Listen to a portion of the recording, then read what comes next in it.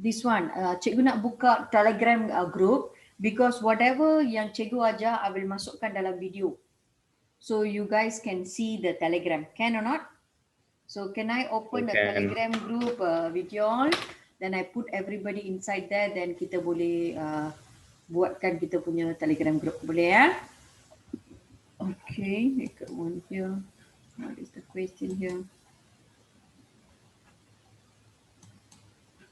Anybody send me chat or not? Okay, hantar chat, say hi to me. Because cikgu punya, I don't know, I disable this one or not.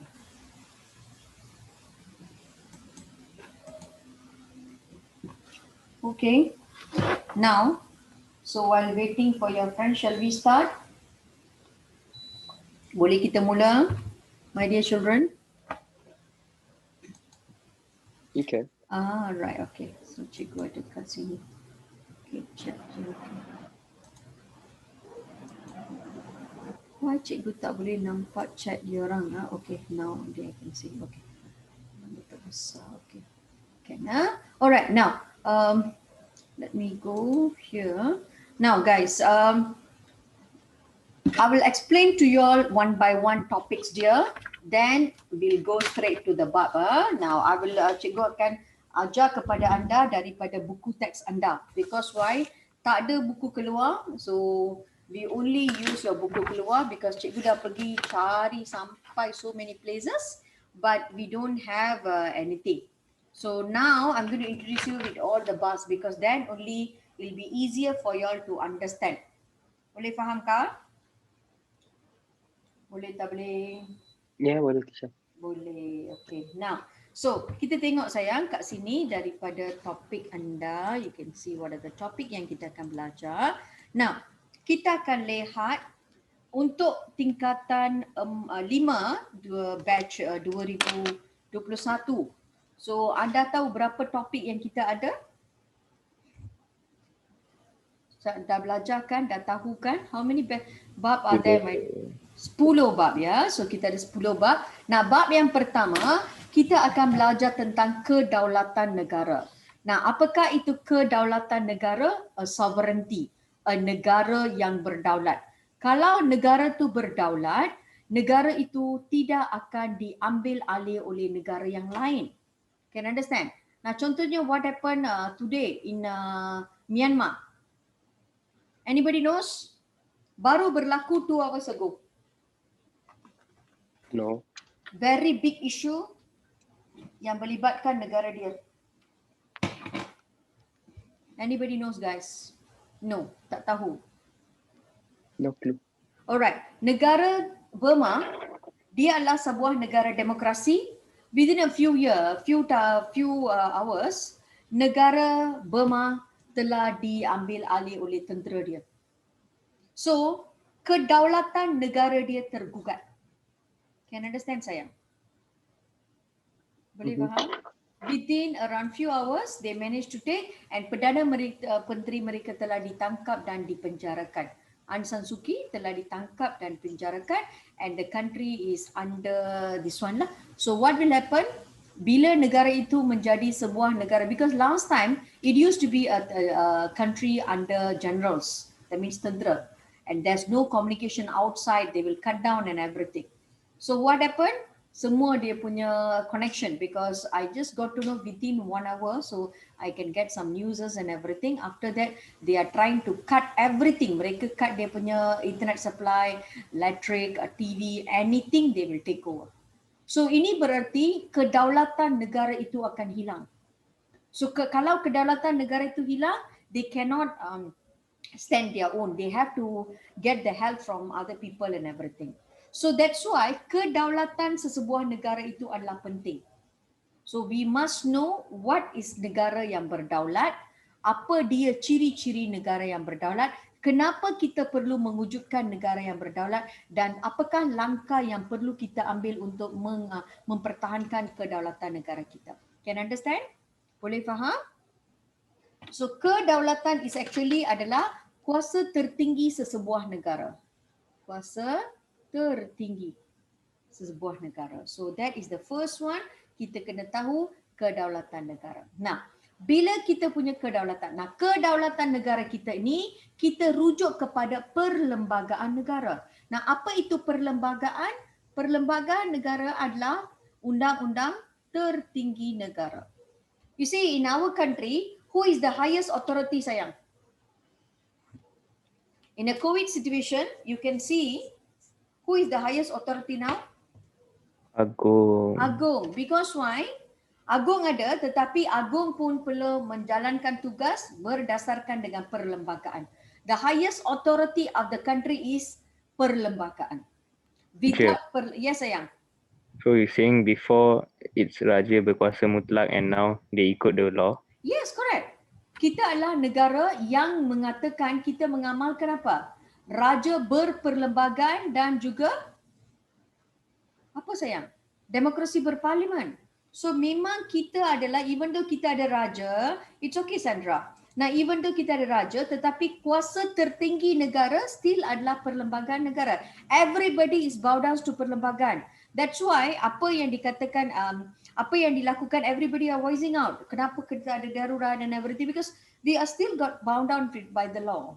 Can you understand? So that is what we are going to learn in bab 2. What is perlembagaan? Bagaimana perlembagaan kita terbentuk? Apakah sejarah penggubalan kita punya perlembagaan? Because we as a rakyat kena tahu apa undang-undang kita, apa yang terkandung, apa pindahan yang berlaku. That is bab 2. Nah, bab 3 pula, kita akan belajar this one.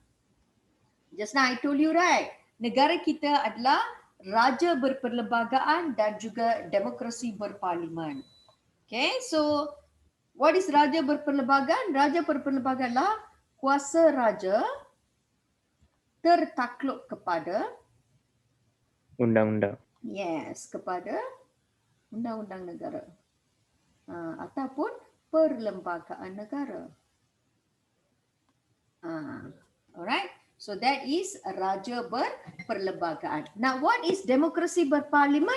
Demokrasi berparlimen ini kita adalah negara demokrasi. What is demokrasi? What is demokrasi? Rakyat memilih pemimpin, correct or not? So kita adalah demokrasi berparlimen, kita mewakilkan wakil kita di parlimen untuk mentadbir. So negara kita adalah negara raja berperlembagaan dan demokrasi berparlimen. So we are going to look into kenapa kita kata apa itu latar belakang tentang pemerintahan beraja, what is demokrasi berparlimen, kemudian bagaimana kita punya institusi raja-raja Melayu. Institusi raja-raja Melayu membawa kepada yang di-Pertuan Agong, apa mereka punya peranan dalam perlembagaan, bagaimana amalan demokrasi pengasingan kuasa and also keunikan amalan. So first one, we know about daulat, kuasa tertinggi negara. Then perlembagaan negara. Based on undang-undang inilah we membentuk negara berdaulat. Now, raja berperlembagaan, kita punya raja tertakluk kepada peruntukan undang-undang dan demokrasi berparlimen. So that is number 3. Now what is number 4? Apa bab 4? Apa itu sistem persekutuan? What is federation? What they call as persekutuan. What is persekutuan, sayang? Raja berperlembagaan. No, what is persekutuan? Raja berperlembagaan, raja. What is persekutuan? Okay, persekutuan adalah persekutuan in bahasa Inggeris adalah Satu pentadbiran. federation. Gabungan beberapa negeri membentuk kerajaan persekutuan dan juga kerajaan negeri. So all these small government like our country, right? Kita ni ada 13 buah plus 1 plus wilayah, correct or not? So we are combined of 13 state government membentuk satu federation and kuasa mereka terbahagi kepada dua. Ada satu kerajaan-kerajaan persekutuan, ada kerajaan negeri. So kita akan belajar apa dia kita punya latar belakang sistem persekutuan di negeri kita, kuasa kerajaan persekutuan dan kuasa negeri. What are the bidang kuasa yang diberikan kepada federal government? Federal government, we are talking about Putrajaya lah. Okay, ataupun kita lihat kepada kita punya central government. So, or we call it central government. This one is state government. Each state ada dia punya ketua, ada dia punya sultan, ada pemerintahan. So then kita akan lihat bagaimana the federal government and the state government are going to work together. And apakah faktor yang mengukuhkan sistem persekutuan? Can you all understand this one? Any question? Ada soalan? No, Teacher. Boleh faham yang ini? Teacher, the bahagian the bab 2 is undang what again? Mana sayang? The bab 2. Bab 2 is undang-undang tertinggi negara. Okay, perlembagaan artinya undang-undang tertinggi lah. So we are going to learn about bagaimana mereka buat undang-undang negara kita, how they started and everything. Third is kita punya negara based on raja berperlembagaan, demokrasi berparlimen. So we are going to see what is raja berperlembagaan dan juga kita akan lihat what is demokrasi berparlimen. And fourth pula, negara kita adalah berasaskan kepada sistem persekutuan, federation. So what is the under federation we got two government. One is the central government, another one is the state government. So kita akan lihat bagaimana kita punya central and federal government, bagaimana how they started the persekutuan. And then what is the kuasa? Apakah kuasa kepada kerajaan persekutuan, apakah kuasa kepada kerajaan negeri? And then how they work together. And apakah faktor-faktor yang mengukuhkan kita punya sistem this one, persekutuan. Okay. Fifth one ini kita nak belajar tentang pembentukan Malaysia. Now, bila kita belajar dalam kita punya bab, kita belajar tingkatan 4, semasa kita belajar tingkatan 4, kita belajar bagaimana kita punya selepas Perang Dunia Kedua, kemudian kita ada semasa Perang Dunia Kedua, Japan duduk negara kita. Now, after that kita belajar selepas Perang Dunia Kedua tamat. What happened? Selepas Perang Dunia Kedua tamat di negara kita, apa berlaku? Perang Dunia tamat 1945. What happened? Who can remember? Komunis naik. Yes, kita ada keganasan 14 hari. Okay, Japan keluar daripada tanah Melayu, kita ada keganasan 14 hari oleh PKM. Correct or not sayang? Nah, kemudian siapa datang? British datang balik. Nah, British datang balik, mereka memperkenalkan pentadbiran peralihan. Pertama, pentadbiran peralihan ini also dikenali sebagai PTB, pentadbiran tentera British, military, tentera. Because why? Mereka ingin menghapuskan segala keganasan yang dilakukan oleh komunis dan sebagainya. Correct or not? Nah, after that, British memperkenalkan apa? Malayan Union. Yes, Malayan Union 1946 diperkenalkan. So pengenalan Malayan Union telah membawa kepada banyak penentangan because ciri-ciri Malayan Union yang menyebabkan rakyat tidak puas hati. Correct or not? Then Malayan Union dihapuskan, diganti pula dengan apa? Persekutuan Tanah Melayu 1948. Betul kan? Ini semua kita belajar. Okay, Malayan Union kemudian diganti dengan Persekutuan Tanah Melayu. Nah, after persekutuan, kita nak dapat merdeka. That was Persekutuan Tanah Melayu 1957. Kita ada rombongan merdeka untuk mendapatkan kemerdekaan, pilihan raya and everything. So kita belajar sampai sini sehingga pembentukan sebuah negara yang merdeka. That was all about your Form 4. Betul kan? So our sejarah berhenti kat sini. Kita punya sejarah tingkatan 4 berhenti pada pembentukan Persekutuan Tanah Melayu 1957. After that, we don't know what happened to us. Now, after this lah, ini adalah Persekutuan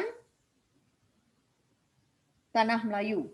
Nah, Persekutuan Tanah Melayu, kita ada 9 negeri-negeri Melayu dengan 2 negeri-negeri Selat. That's all. Pada masa ini, kita tak ada gabungan oleh Sabah dan Sarawak. So later, apa yang berlaku adalah pembentukan Malaysia berlaku pada tahun 1963. So Malaysia yang dibentuk terdiri daripada Tanah Melayu, Sabah, Sarawak dan Singapura. So this is what we are going to look here. Bagaimana kita punya bab 5. So bab 5 ini kita akan belajar tentang pembentukan Malaysia.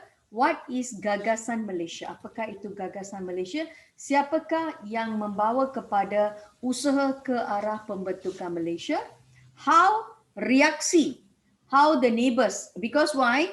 Di bawah pembentukan Malaysia, we are bringing in Sabah, we are bringing Sarawak, we are bringing Singapore. Actually, there's a plan also kita ada supposed to be Brunei. Tetapi Brunei terkeluar dari kita. So Brunei pun ada, tetapi siapa ini PIP? Nanti saya nak ketuk kepala dia. Kena beri nama betul-betul anda. Okay. So kita akan kemasukan Malaysia dibentuk. So semasa pembentukan Malaysia ini, we are going to look into bab 5. So how pembentukan Malaysia, bagaimana reaksi tempatan dan juga negara jiran. Are they happy with pembentukan Malaysia or not? So we are going to look into bagaimana Malaysia menerima kita ataupun tidak. Kemudian kita akan lihat apakah langkah-langkah usaha yang telah diambil ke arah pembentukan Malaysia. What was the perjanjian and peristiwa, and finally konfrontasi dan juga usaha menangani. So this bab 5 kita akan belajar bagaimana pembentukan Malaysia pada tahun 1963. This is bab 5 kita nak belajar. Now, bab 6. Nah, bab 6 ini apakah cabaran yang dihadapi? Cabaran means masalah yang dihadapi oleh Malaysia selepas pembentukan Malaysia. What happened? Bila kita nak bentuk Malaysia, apakah yang terjadi kepada kita? So cabaran dia ada banyak because walaupun Malaysia telah dibentuk, Singapura and also kita punya this one, Filipina was still giving problem. Okay. Then satu cabaran, masalah daripada Indonesia. Indonesia and Philippines was still giving us problem. Then Singapura pula keluar daripada negara kita. And then kita masih menghadapi ancaman komunis. How kita usahakan. Now, and then dalam masa yang sama kita juga melakukan pembangunan ekonomi. Ada beberapa strategi hubungan antara kaum yang membawa kepada 13 Mei dan sebagainya. So that is dalam bab 6.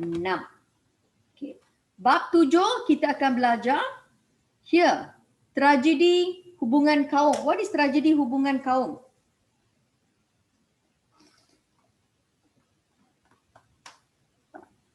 Halo? Ada kata ada semua? Berapa ekor ada? Semua ada tapi saya ada 21 ekor. Apa itu tragedi hubungan kaum sayang? Something happened. Something Dengan happened. kaum. Is it Yes. perkauman? Yes, masalah perkauman negara kita yang membawa kepada apa? 13 Mei, remember or not? 1969. Ini adalah satu tragedi yang besar berlaku kepada negara kita. Rusuhan kaum di mana masyarakat berpecah. Very good sayang, betul Tan.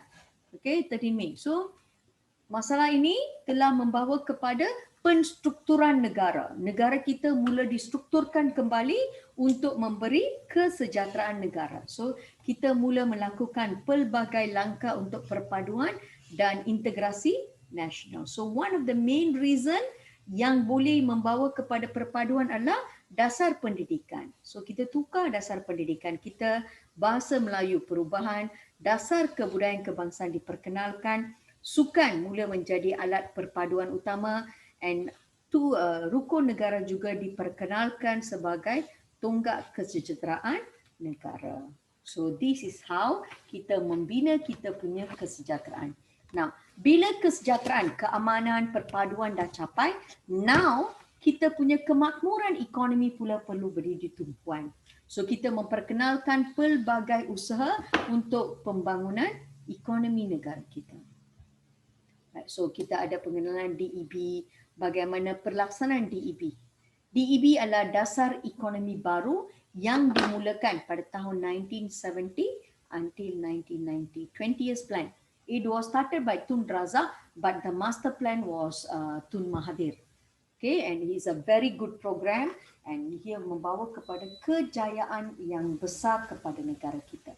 So di bawah dia kita akan lihat bagaimana kita punya rancangan-rancangan yang diperkenalkan Okay, kita akan belajar what are the dasar yang diperkenalkan, apakah pembentukan dasar pembangunan DPN. So after 1990 kita ada, this is started from 1990 until 2000. That is DPN. After, because it's only 1990 what. So after that what happened? So that is what they call as dasar pembangunan nasional atau DPN. So kita akan tahu belajar DPN, bagaimana pelaksanaan, and then kita tengok sama ada dia berjaya ataupun tidak. Okay, now, so dalam negeri everything is okay. Bagaimana kita punya hubungan luar? So that is bagaimana dasar luar Malaysia, our foreign affair with other country. So how is our foreign affair? What are the bases yang menjadi kita punya dasar luar negara? Bagaimana hubungan kita dengan PBB? PBB adalah United Nation. So how our relation with United Nation, how our hubungan dengan Commonwealth, bagaimana hubungan kita dengan ASEAN, bagaimana hubungan kita dengan NAM, and bagaimana hubungan kita dengan OIC. Ini semua kita akan bincang.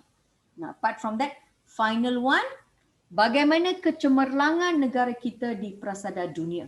So how is our competency with global? So what we can do? So bagaimana kita menangani isu contemporary, dan kita ada peranan Malaysia dalam hubungan ekonomi antarabangsa, kita punya penglibatan dalam kemanusiaan dan keamanan dunia, bagaimana kita punya untuk mengekalkan kelestarian global, and finally wawasan untuk menjadi negara yang maju di hadapan. So this is basically we are going to learn about from pembentukan Malaysia until today, the modern Malaysia, apa yang ada dalam negara kita. Boleh fahamkah? Boleh. Boleh, eh? So kita ada berapa bab sayang? We have 10 bab. Okay, now today I'm going to start with, just now I told you tentang bab pertama. Now bab pertama cikgu beritahu tentang anda, we are going to learn about kedaulatan negara. Kedaulatan negara adalah kuasa tertinggi. So bahagian ini kita akan belajar konsep kedaulatan, ciri-ciri negara yang berdaulat. If can, we also can go until bahagian kepentingan mewujudkan negara yang berdaulat. Okay, now, so you can see at the notes yang cikgu berikan kepada anda. Everybody got the notes right? Ada, tak ada? Ada, okay, alright.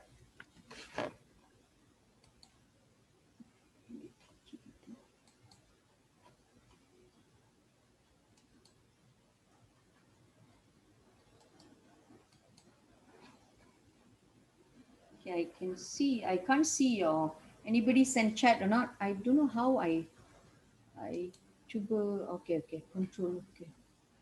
Alright, okay.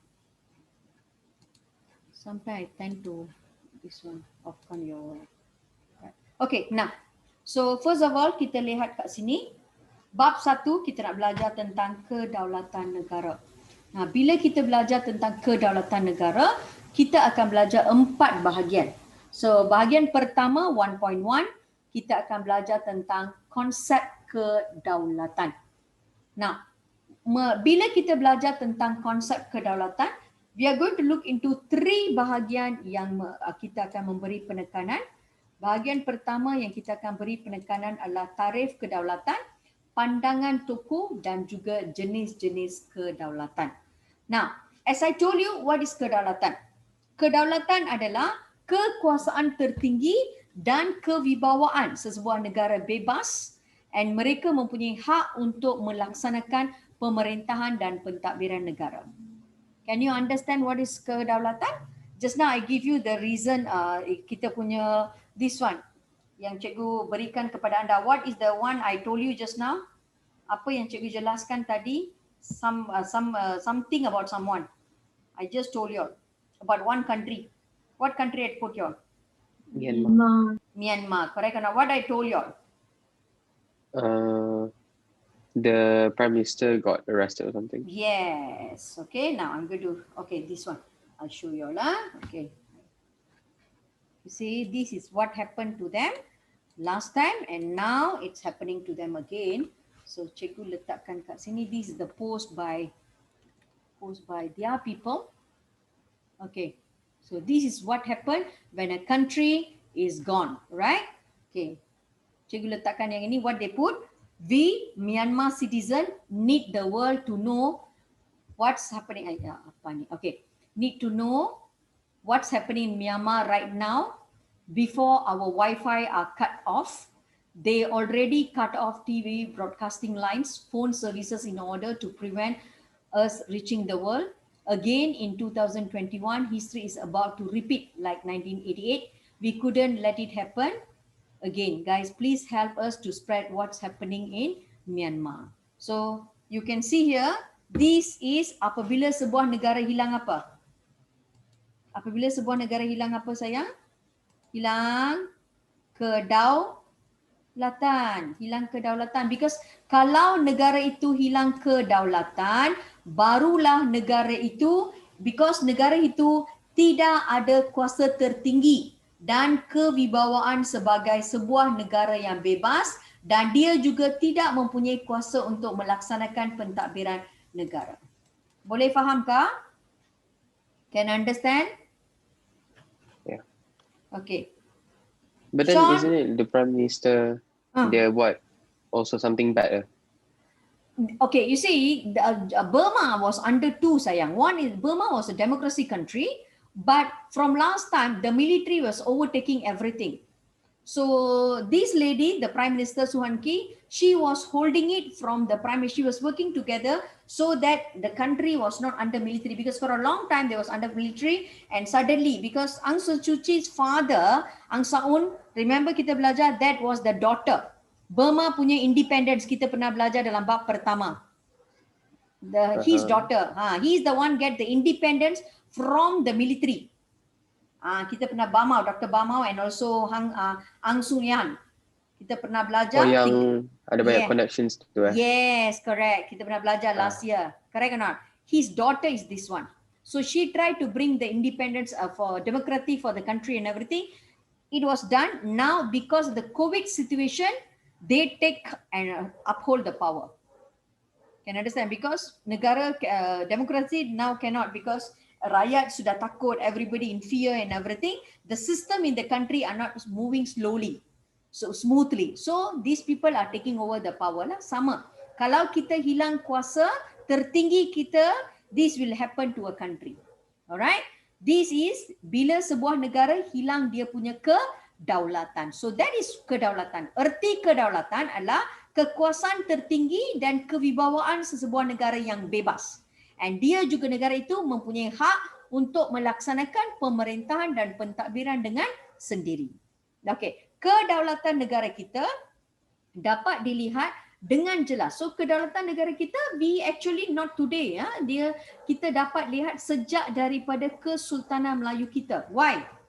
Because kita pernah berdiri setanding dengan negara-negara luar. Everybody knows us, correct or not? And kita punya a lot of negeri bernaung di bawah kita. And a lot of negeri menjadi wilayah kita. So that is kedaulatan yang wujud sejak daripada Kesultanan Melayu Melaka. And kemerdekaan Tanah Melayu pada 31st Ogos dan penubuhan Malaysia pada 16 September mengukuhkan serta memantapkan negara kita yang bebas dan berdaulat. Boleh faham sayang? Apa artinya kedaulatan? Ilhan, are you there? Yes, teacher, yes. What is kedaulatan, darling? Ditakrifkan sebagai kekuasaan tertinggi dan kewibawaan sesebuah negara yang bebas serta mempunyai hak untuk melaksanakan pemerintahan. You break it into two. Dia adalah kuasa tertinggi dan kewibawaan kepada negara yang bebas. Sekiranya negara itu bebas, dia mempunyai hak untuk apa? Hak untuk melaksanakan pemerintahan dan pentadbiran sendiri. Can understand? Yes. Boleh. Tan, can you understand? Semua akan jadi bisu dan peka. Okay, Tan boleh. Okay, alright. So, kemudian, bagaimana kita punya this one bermula? How? Bila kita punya kedaulatan bermula? Who knows? Kedaulatan negara kita lebih jelas semasa bila? Lepas merdeka. Sebelum merdeka, sayang. Okey, sebelum merdeka lagi kita ni dapat dilihat sejak daripada Kesultanan Melayu Melaka. Then our independent and pembentukan Malaysia mengukuhkan lagi kita punya kedaulatan negara. Boleh faham? Can ya?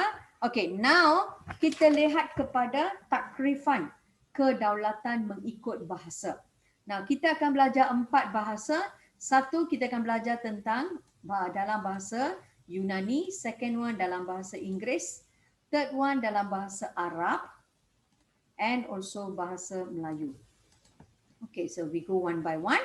Now, dalam bahasa Yunani, Yunani ataupun Greek ya, kedaulatan adalah suprenius ataupun suparnos yang bermaksud agung ataupun tertinggi. Dan perkataan ini merujuk kepada negara yang bebas dan juga berdaulat. So dalam bahasa Yunani, kedaulatan means suprenius ataupun suparnos yang bermaksud agung atau tertinggi, and dia merujuk kepada negara yang bebas dan juga merdeka. Nah, dalam bahasa Inggeris pula, kedaulatan. So this one we already know, this one.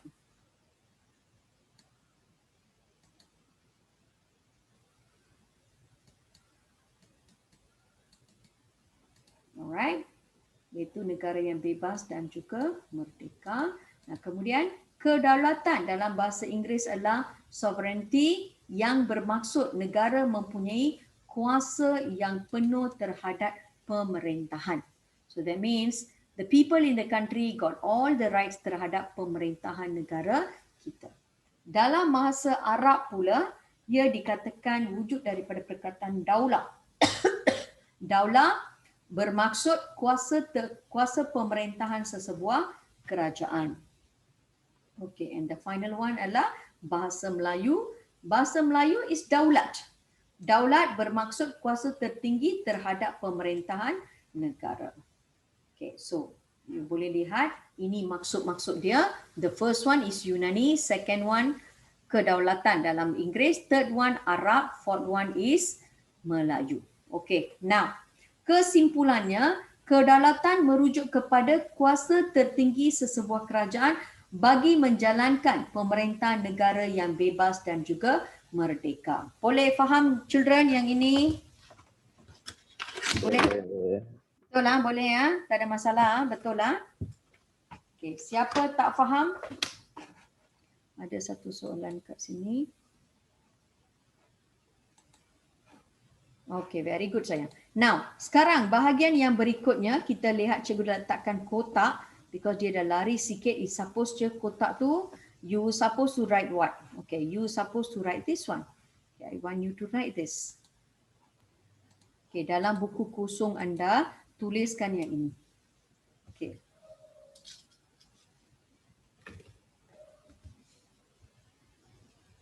Kedaulatan. Okay.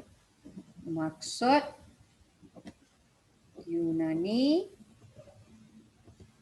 Inggeris, Arab, and Melayu. Okay. Now, dalam bahasa Yunani, what is that sayang? Supernos, correct or not? Supernos ataupun suparanos. Tuliskan. Inggeris pula sovereignty.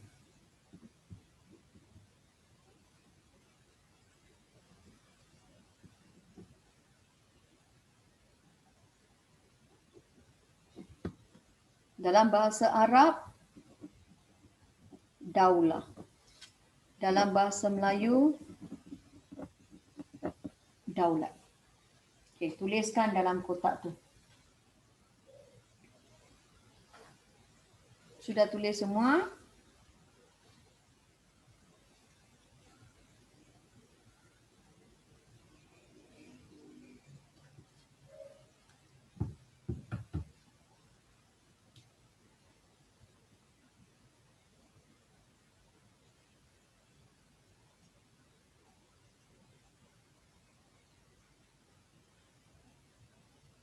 Dan guys, Dan saya done.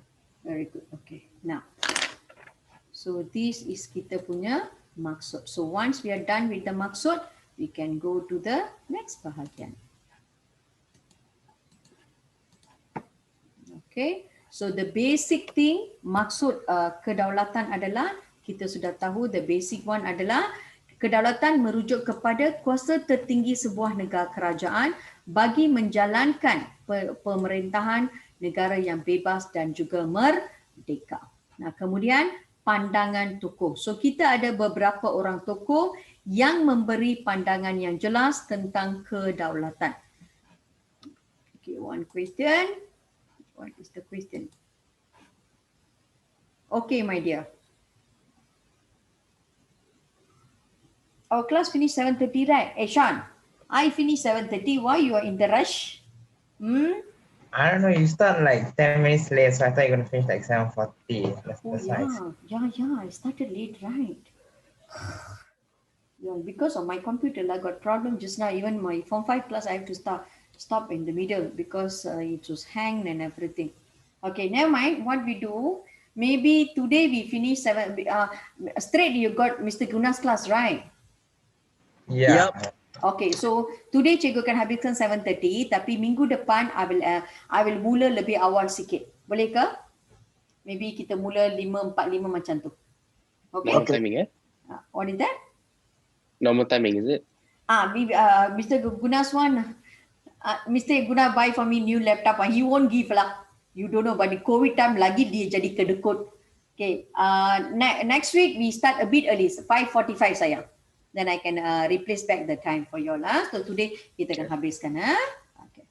Alright. Now, so pandangan tokoh, kita ada beberapa tokoh yang memberi pandangan mereka tentang kita punya maksud kedaulatan ini. Now, satu kita ada the first one, kita ada Aristotle. Beliau adalah ahli falsafah Yunani. Second one kita ada Ibn Khaldun. Beliau adalah ilmuwan sejarah. Kemudian kita ada John Bidin, iaitu kita punya Bodin, ahli falsafah dan politik Perancis. Tengku Abdul Rahman Putra Al-Haj, beliau adalah Perdana Menteri kita yang pertama. And Tuan Dr. Saleh Abbas, I think this pemimpin baru 2 minggu yang lepas meninggal dunia. Okay, he was alive and he just passed away, I think 1 or 2 weeks ago. Dr. Muhammad Saleh Abbas, beliau adalah mantan ketua hakim negara, baru meninggal dunia. Okay, now so kita tengok apa yang dikatakan oleh Aristotle. Nah, Aristotle beliau mengatakan kedaulatan. Nah, kedaulatan ini adalah kuasa tertinggi dalam pemerintahan sesebuah negara, and ia juga merujuk kepada kerajaan yang terikat kepada undang-undang. So he said dia adalah kuasa tertinggi dalam sesebuah pemerintahan negara and merujuk kepada kerajaan yang terikat kepada undang-undang. They follow the law. Nah, kemudian kita ada Ibn Khaldun. Nah, Ibn Khaldun mengatakan kedaulatan adalah kekuatan dan kekuasaan sesebuah negara berasaskan sistem kekitaan, semangat kekitaan bangsanya. Now, what is semangat kekitaan? Semangat kekitaan adalah perpaduan. So, Ibn Khaldun mengatakan kedaulatan adalah the power and also the strongness of a government yang berasaskan kepada perpaduan bangsanya.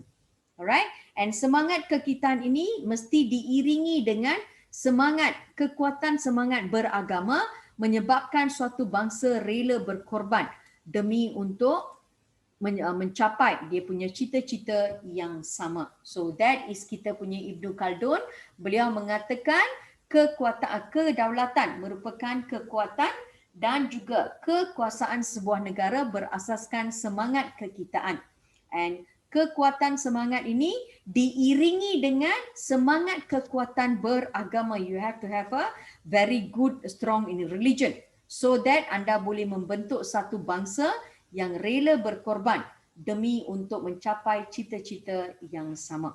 Nah, kemudian kita ada Jean Bodin, beliau adalah ahli Perancis, ahli politik Perancis. Ya. So apa yang dikatakan? Beliau mengatakan same thing. Kuasa tertinggi sesebuah negara and mempunyai sifat yang kekal dan kuasanya tidak terbatas dalam membuat dan juga mentafsir melaksanakan undang-undang. So John Bodin, third person, beliau telah mengatakan kedaulatan adalah kuasa tertinggi dalam sesebuah negara, the highest authority, and dia mempunyai sifat yang kekal. That means it's stagnant, and dia punya kuasa tidak terbatas untuk membuat undang-undang, mentafsir dan juga melaksanakannya. Alright. And then Tuanku Abdul Rahman, Perdana Menteri kita yang pertama, beliau mengatakan kedaulatan dibina berasaskan prinsip kebebasan dan keadilan yang sentiasa memperjuangkan kebajikan dan juga kesejahteraan rakyat. And final one, kita ada Tun Dr. Muhammad Saleh Abbas, beliau adalah mantan Ketua Hakim Negara. Nah, beliau mengatakan kedaulatan merupakan asas negara yang merdeka, mempunyai kebebasan pada peringkat antarabangsa, bersama dengan hak dan kuasa untuk mengatur urusan dan juga dalam negeri tanpa telunjuk asing. So what he said, same thing, kedaulatan is asas kepada negara yang merdeka and memiliki kebebasan pada peringkat antarabangsa. Even in international level, kita ada kebebasan yang besar and kita mempunyai hak dan kuasa untuk mengatur urusan dalam negeri. We have all the rights to take care our system without telunjuk asing, artinya tanpa campur tangan kuasa asing. So ini adalah maksud-maksud ataupun maksud-maksud kita punya kedaulatan yang diberikan oleh kita punya tokoh-tokoh. Alright, kita tangkap satu ekor, tengok siapa tidur. Alright. Now, Mustafa. Tidur ke Mustafa? I'm always asleep, Cikgu. Sleep ah? I will slap you lah. Okay, what Aristotle said, sayang? Kedaulatan merupakan kuasa tertinggi dalam sistem pemerintahan sesebuah negara. Kedaulatan merujuk kerajaan yang terikat oleh undang-undang. So what he said, in your own understanding, tell me apa anda faham? Okay, I can't use English, right? You can use English as long as you understand. Nah, Okay. tapi dalam tulis tu you kena tulis bahasa Melayu lah, jangan guna bahasa Inggeris pula. Okay. Okay. Basically, from my understanding, he thinks it's basically the highest power in that country, lah. Yes, very good. And also the country must be Tied down by rules. yes, very good. So the highest power on the country and the country must follow the rules. Correct. Okay, Ilhan, second one sayang, Ibnu Khaldun. Yes. Apa beliau memberi maksud tentang kita punya kedaulatan? Ibn Khaldun said kedaulatan is kekuatan dan kekuasaan sesebuah negara. And the other one is kekuatan semangat beragama menyebabkan suatu bangsa rela berkorban demi negara apa-apa jua. Yes, so dia katakan kedaulatan adalah kekuatan dan kekuasaan sebuah negara berasaskan semangat kekitaan and kena ada semangat beragama juga. Correct or not? Because kalau kita ada semangat beragama, so kita akan rela berkorban demi untuk mencapai suatu yang sama. Nah, Arman, Joe Biden sayang. Excuse me, teacher? Joe Biden, Jan Biden. What he said, apa? Kan tertinggi dalam sebuah negara. Kedaulatan mempunyai sifat kekal dan mempunyai kuasa tidak terbatas untuk membuat undang-undang, mentasfir dan melaksanakannya. Ya, thank you, teacher. Alright, so beliau mengatakan kedaulatan adalah kuasa tertinggi dalam sebuah negara and mereka mempunyai sifat yang kekal. And kuasa ini tidak terbatas. They can do anything. They boleh buat undang-undang, boleh tafsir and melaksanakan undang-undang tersebut. Okay, now kemudian saya tangkap lagi seekor. Neha, apa yang dikatakan oleh Tengku Abdul Rahman? Kedaulatan dibina berdasarkan prinsip kebebasan dan keadilan dan ia sentiasa memperjuangkan kebajikan dan kesejahteraan rakyat. Very good sayang. Okay, lagi seekor. Mana lagi seekor? Nik Putri, lama cikgu tak dengar. Yes, teacher. Apa yang dikatakan oleh Tun Dr. Muhammad Saleh Abbas sayang? Beliau baru meninggal dunia, saya told you. Okey, apa yang dikatakan oleh beliau sayang? Apa itu kedaulatan menurut pandangan beliau?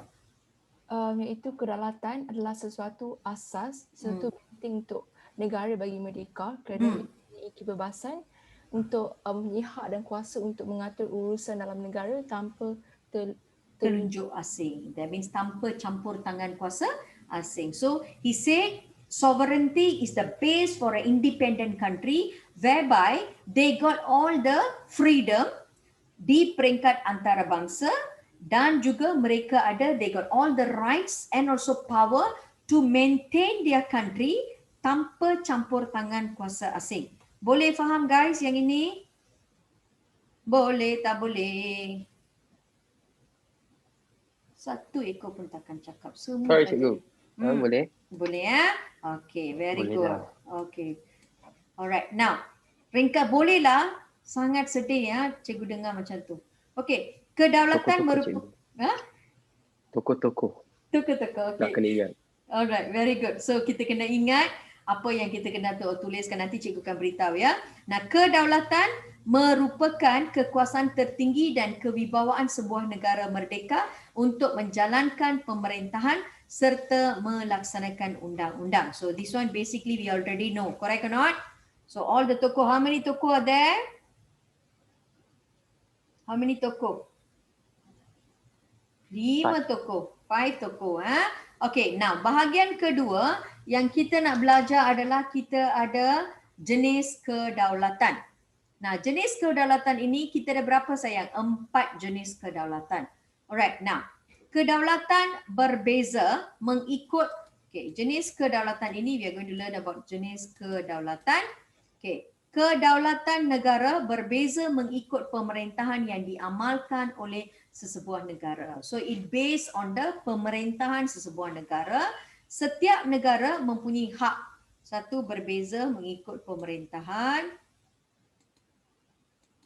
Okay, and setiap negara mempunyai hak untuk menentukan bentuk dan juga jenis kedaulatan. So every country have their rights untuk membentuk dan juga menentukan bentuk dan jenis kedaulatan. So we are going to look into 4 kedaulatan. Satu adalah kedaulatan tradisional. Nombor 2 kita ada kedaulatan moden. Nombor 3 kita ada kedaulatan undang-undang. And nombor 4 kita ada kedaulatan antarabangsa. So we got 4 ya. So I'm going to explain one by one. Kita lihat kepada kedaulatan tradisional. Now very simple. Kedaulatan tradisional saya my dears, dia based on kita punya cikgu tengok. Okay. Nah, kedaulatan tradisional ini it based on kepada raja-raja pada zaman dahulu. How? Because pada zaman dahulu kedaulatan straight mereka rujuk kepada raja-raja. So because mereka meletakkan segalanya kepada raja. So that's why I'm going to tell you 1. Kedaulatan tradisional merujuk kepada sistem pemerintahan kuasa mutlak. So zaman dahulu dia merujuk kepada sistem pemerintahan kuasa mutlak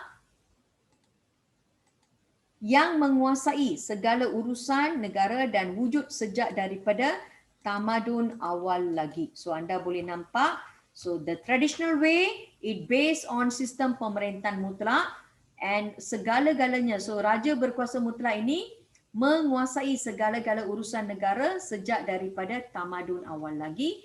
Kedaulatan negara kita pada zaman tradisional berpaksi kepada kedaulatan raja-raja Melayu. So kita based on kedaulatan raja-raja Melayu. Kedaulatan terletak pada kewibawaan dan juga kekuasaan raja. Raja merupakan pemerintah yang mempunyai kuasa tertinggi. Kedudukan dan kedaulatan raja diperkukuhkan oleh taat setia seorang rakyat. Alright, so cikgu ulang balik. Kita ada the first kedaulatan. Kedaulatan yang pertama adalah kedaulatan tradisional. Dia merujuk kepada kuasa pemerintahan ataupun raja berkuasa mutlak. And bagi negara kita pula, kita lebih berpaksikan kepada kedaulatan raja-raja Melayu. And kedaulatan kita ini terletak pada kekuasaan dan kewibawaan raja. So raja menjadi pemerintah yang mempunyai kuasa tertinggi. And kedaulatan raja ini diperkukuhkan dengan taat setia rakyat. So rakyat mesti menunjukkan ketaatan kepada raja. Alright, so that is kedaulatan tradisional. Mishraf, can understand this one? Yeah. Can. Okay, explain to me what is kedaulatan tradisional, sayang? Ini merujuk kepada sistem pemerintahan berkuasa mutlak dengan sepenuhnya segala urusan negara dan wujud sejak tamadun awal manusia. So that means raja? Which means they use the olden times. Yes. They refer to the olden times. Okay, bagi negara kita siapa, sayang? Kedaulatan negara kita? Raja-raja Melayu. Yes. Merujuk kepada raja-raja Melayu and dia merujuk kepada kuasa dan kewibawaan raja. Correct or not? Because raja adalah siapa? Kuasa yang tertinggi. Yes, kuasa yang tertinggi. And kedudukan raja diperkukuhkan dengan apa? Taat setia rakyat. Yes, taat setia rakyat. Very good. Okay, now then kita lihat kepada kedaulatan moden. Now, kedaulatan moden is the new way lah, the zaman sekarang. Nah, bagaimana ya? So kedaulatan moden kita boleh lihat yang ini. Okay, now tengok kat sini. Kedaulatan moden dikaitkan. So this is the second one. Kedaulatan moden. Okay, kedaulatan moden dikaitkan dengan kemunculan idea negara dan bangsa selepas kita punya revolusi. Kita pernah belajar. Correct or not? Ini kita belajar mana? Revolusi Perancis, Perang Kemerdekaan Amerika, Revolusi Gabungan. This is what last year kita belajar. Correct or not? So the modern... Bukan form 3 ya? Bukan sayang. This is form 4. Kita belajar. Tak ingat? Kita ada 3. Later bulbs, right? Third bab, yes, correct. Kita belajar.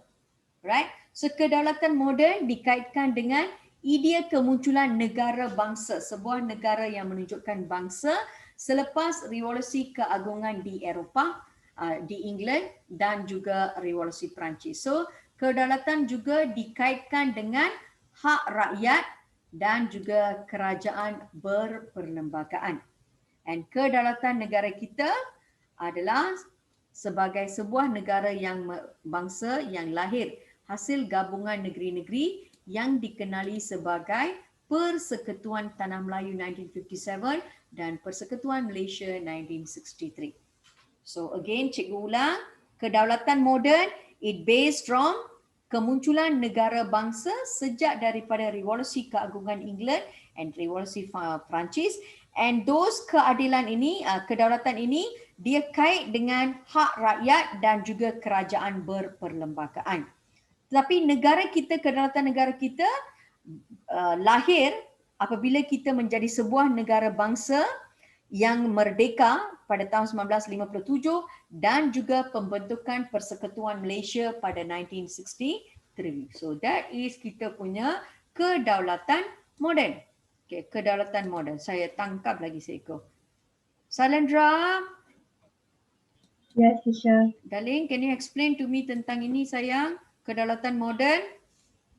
So, kedaulatan moden ialah idea kemunculan negara bangsa seperti revolusi keagungan di England dan revolusi Perancis. Kedaulatan ini berkait rapat dengan hak rakyat dan kerajaan berperlembagaan. Okay, negara kita pula sayang, bagaimana kedaulatan negara kita moden? Kami menggunakan unsur persamaan rumpun bangsa dan bahasa. Right. Yes, correct. Okay. Lepas itu untuk membentuk negara bangsa masing-masing dengan hasil gabungan negeri pada 1957 dan 1963. Very good. Okay. So this is kedaulatan moden. So kedaulatan moden kita kaitkan dengan hak rakyat dan perlembagaan, and kedaulatan kita menggunakan rumpun ya. Cikgu lupa kat sini. Okay, there is something cikgu missing daripada buku teks nama. Cikgu akan tulis balik kat sini ya. Can you all tambahkan kat sini sayang? Hello? Okay. Can Okay, tolong tambahkan kedaulatan negara kita. Ada kan? Okay, here, before that, kita guna kat sini. Okay, that one selepas PD1, Perang Dunia Pertama, selepas Perang Dunia Pertama, kedaulatan.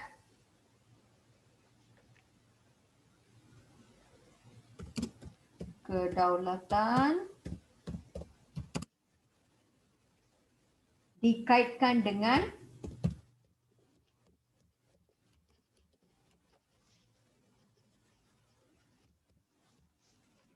cikgu tengok ada.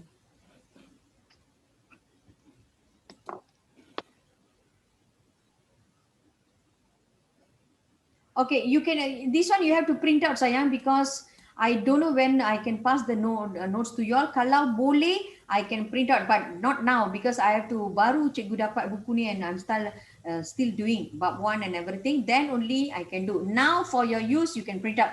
Definitely I will prepare the whole set for you all. Right now, for your this one, you print out and keep it for yourself. Right, because baru cikgu tak boleh jumpa anda. Mungkin after SPM, I can see all, then I can pass the notes to you all, ya. Okay, now mana kita? Okay, kedaulatan dikaitkan dengan nasionalisme. Okay, nasionalisme yang guna persamaan rumpun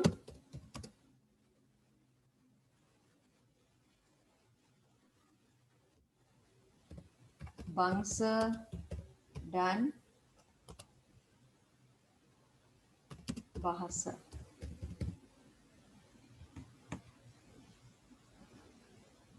Okay, this one cikgu tertinggal ya. Okay. So untuk kita lahir daripada hasil gabungan negeri yang dikenali sebagai Persekutuan Tanah Melayu 1957 and juga Persekutuan Malaysia. Okay, now kita habiskan yang ini, kedaulatan undang-undang. Nah, apabila kita lihat kepada kedaulatan undang-undang, this is dalam prinsip kita, dalam kita punya rukun negara pun ada. Nah, kedaulatan undang-undang, kita meletakkan undang-undang sebagai kuasa yang penting. Okay, so kedaulatan undang-undang bermaksud kerajaan dan rakyat terikat oleh undang-undang yang perlu dipatuhi. So that means the government and people must follow the law yang telah ditetapkan. Kedaulatan undang-undang penting atau menjamin keadilan dalam kehidupan masyarakat serta menjadikan negara yang aman, stabil dan juga makmur. So badan yang menjalankan, menjamin kita punya kedaulatan adalah Badan Kehakiman. So badan kehakiman yang bebas dan berwibawa diwujudkan untuk memelihara dan melaksanakan kedaulatan kita punya undang-undang. Okay, and then kedaulatan undang-undang menjadi prinsip keempat dalam rukun negara. So this is kita punya kedaulatan undang-undang. Kedaulatan undang-undang artinya kerajaan dan rakyat terikat kepada undang-undang yang telah dipatuhi. Kedaulatan undang-undang menjamin keadilan dan juga kehidupan bermasyarakat serta menjadikan negara itu aman, stabil dan makmur. So the badan yang dipertanggungjawabkan untuk menjaga kita punya undang-undang adalah Badan Kehakiman. What is Badan Kehakiman? Apa itu Badan Kehakiman sayang?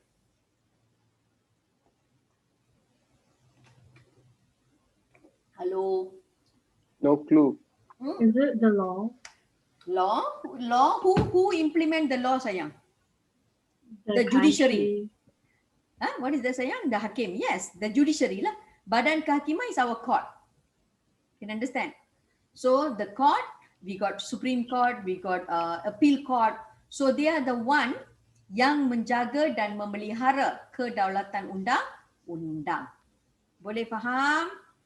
The courts, you say? Yes sayang, betul. Okay. Badan Kehakiman is mahkamah. Okay, cikgu tangkap lagi seekor. Sandra, kedaulatan undang-undang. Yes, sure. Sandra should know better because the mother is a lawyer. Explain to me. Pastor. Kedaulatan undang-undang is kerajaan dan rakyat terikat oleh undang-undang yang perlu dipatuhi. And then kedaulatan undang-undang menjamin keadilan dalam kehidupan bermasyarakat, and also the country will Menjadikan be negara aman, kita. stabil dan makmur. Very good. And then badan kehakiman yang bebas dan berwibawa diwujudkan untuk memelihara dan melaksanakan kedaulatan undang-undang. And kedaulatan undang-undang is the fourth principle in the Rukun Negara. Alright, can I understand this one, guys? Kedaulatan undang-undang means kedaulatan undang-undang. We are putting undang-undang is the highest authority. So that means the government and the people must follow the law yang telah dipatuhi. And kedaulatan undang-undang ni sangat penting. Why? Because dia boleh menjamin negara menjadi aman, stabil dan makmur. And also badan yang menjaga, memelihara kedaulatan adalah badan kehakiman. That is our court, the judiciary system. And kedaulatan undang-undang menjadi prinsip keempat dalam rukun negara. And the final one, kita ada kedaulatan antarabangsa. Nah, kedaulatan antarabangsa, silap. Alright, very good. Okay, kedaulatan antarabangsa merujuk kepada, kita boleh lihat, this one cikgu kena tukar.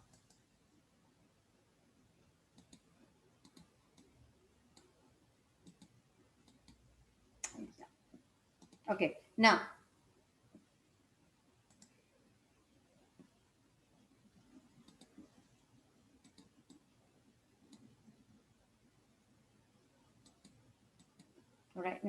kedaulatan antarabangsa merujuk kepada pengiktirafan PBB. Who is PBB? Siapa United itu PBB? Nations. United Nations, correct. So kedaulatan antarabangsa merujuk kepada pengiktirafan PBB terhadap sebuah negara yang tidak boleh dicabuli oleh negara lain. What is tidak boleh dicabuli? Tidak boleh diganggu, tidak boleh ditawan oleh negara lain. So kedaulatan antarabangsa, sebuah negara yang ada kedaulatan antarabangsa, they are recognized by PBB and this country tidak boleh dicabuli. That is what these people was doing because Myanmar is under kedaulatan antarabangsa. They diiktiraf oleh PBB. So now the people of Myanmar are telling people, please tell PBB that kita punya negara telah dicabuli. Okay, and then Deklarasi Hubungan Persahabatan PBB 1970 mengesahkan persamaan prinsip kedaulatan dari segi undang-undang antarabangsa. So everybody must have the persamaan dalam kita punya persamaan undang-undang antarabangsa, and keanggotaan negara kita dalam PBB membuktikan bahawa dunia mengiktiraf negara kita sebagai negara yang bebas, merdeka dan berdaulat. So cikgu ulang balik, kedaulatan antarabangsa merujuk kepada pengiktirafan PBB terhadap sebuah negara yang tidak boleh dicabuli oleh negara lain, and Deklarasi Hubungan Persahabatan PBB 1970 mengesahkan persamaan kedaulatan dari segi undang-undang antarabangsa, and keanggotaan negara kita dalam PBB juga membuktikan bahawa dunia mengiktiraf negara kita sebagai negara yang bebas, merdeka dan berdaulat. Lagi seekor cikgu tangkap.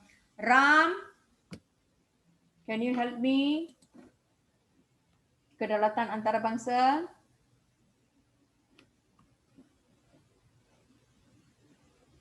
No mic, I think. Okay, it's okay. Henry Ken lah. Huh? Ken, who's this?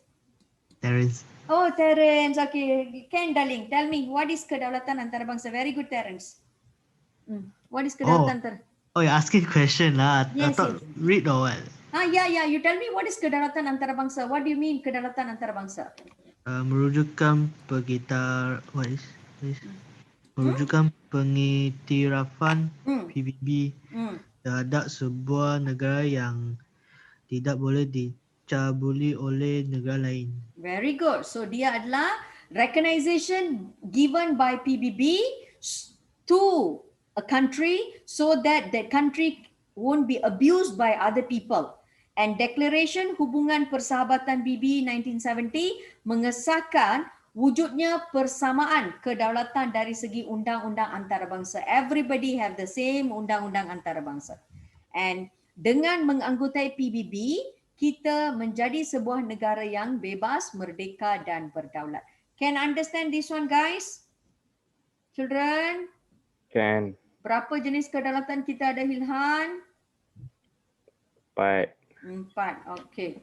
Now, so bahagian ni faham ya, tak ada masalah ya. Betul lah? Okay, so your job dalam kotak, bahagikan kotak kepada 4 then you pilih 2 ayat which is easy for you, write it down dalam kotak. So what is kedaulatan antarabangsa, what is kedaulatan undang-undang, what is kita punya kedaulatan pemerintahan, kedaulatan pemerintah pula, kedaulatan tradisional dan kedaulatan moden. So tuliskan 4 ini with 2 points. Boleh ke? Boleh or you want me to give you all the point? Boleh. Boleh ya? Okay, now. Okay, now rumusnya. Okay. Bisa kiram, I can understand. Okay, very good. Okay. Alright, now rumusnya setiap negara yang berdaulat mempunyai kekuasaan penuh untuk mengatur segala hal yang ada dalam wilayah tanpa campur tangan kuasa asing.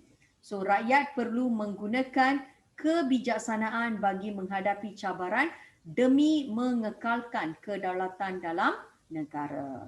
So that's why setiap negara yang berdaulat dia mempunyai kekuasaan penuh untuk mengatur segala hal dalam negara dan wilayah tanpa campur tangan kuasa asing. Dan dalam masa ini kita perlu bijak menangani pelbagai cabaran bagi mengekalkan kedaulatan negara kita. Okay, now we go down to 1.2. Ciri-ciri negara yang berdaulat. Kalau negara itu sudah berdaulat, apakah yang kita ada? Okey, apakah apa yang tidak adil? Okey, kita tengok kat sini. Right, now. Ciri-ciri negara berdaulat. Setiap negara yang bebas dan merdeka mempunyai ciri tertentu bagi menentukan kedaulatannya. So we got 4. 1, sebuah negara yang berdaulat dia ada pemerintahan, that means government. Dia ada sempadan, that means they got the boundary. Okay, the international boundaries, alright? And then dia ada perundangan, they got their own law and they got their people. So there are 4 things bagi sebuah negara yang berdaulat dia ada. So mereka mempunyai pemerintahan, mereka mempunyai sempadan, mereka mempunyai perundangan dan mereka mempunyai rakyat. Boleh fahamkah apa yang kita ada? Apa yang kita ada sebagai sebuah negara berdaulat? Pelin, Pelin, are you there? Pelin, no. Heli, Dueka pun tak ada cakap. Hi, Cikgu. Ya. Okay, darling. If a country is, so they have sovereignty, dia berdaulat, apa ciri yang dia kena ada? Rakyat, perundangan, pemerintahan and sempadan. Very good. So, a country yang berdaulat kena ada 4 ciri ini. Dia kena ada pemerintahan, dia kena ada sempadan. Pemerintahan means masa government. Alright? A king or government or anything. Second, dia kena ada boundary, sempadan sebagai sebuah negara. Third one, they must have their own rules. Perundangan, perlembagaan, they must have. And finally, mereka punya rakyat. Alright? So kita tengok yang pertama before cikgu sambung next week ya. So kita tengok mempunyai pemerintahan dulu. Nah, pemerintahan sebuah negara berdaulat diwujudkan untuk menjaga kestabilan politik, keamanan, pertahanan dan ekonomi. So pemerintahan dijalankan secara teratur. Malaysia sebagai sebuah negara persekutuan mengamalkan sistem raja berperlembagaan dan demokrasi berparlimen. Tadi cikgu dah kata, what is sistem raja berperlembagaan? Raja tertakluk pada undang-undang. Very good sayang, betul. Alright. So kita sebagai sebuah negara persekutuan mengamalkan sistem pemerintahan beraja and kita ada demokrasi berparlimen. Demokrasi berparlimen adalah what we are telling, sebuah negara yang memberi kuasa kepada rakyat untuk memilih pemimpin. Pemimpin ini akan mewakili kita di parlimen. That is demokrasi berparlimen. And ketua utama negara kita adalah Yang di-Pertuan Agong dan ketua kerajaan kita adalah Perdana Menteri yang dibantu oleh jemaah menteri. Boleh faham? Siapa ketua negara kita? Siapa ketua negara? Agung. Agung ketua negara. Ketua kerajaan? Perdana Menteri. Perdana Menteri. So remember ya, pemerintahan negara yang berdaulat diwujudkan untuk menjaga dia punya kestabilan politik, keamanan sebagainya. So pemerintahan dijalankan secara teratur. Ketua utama negara kita adalah Agung. Ketua kerajaan kita adalah Perdana Menteri yang dibantu oleh jemaah menteri. So can you all understand so far? Boleh faham ya?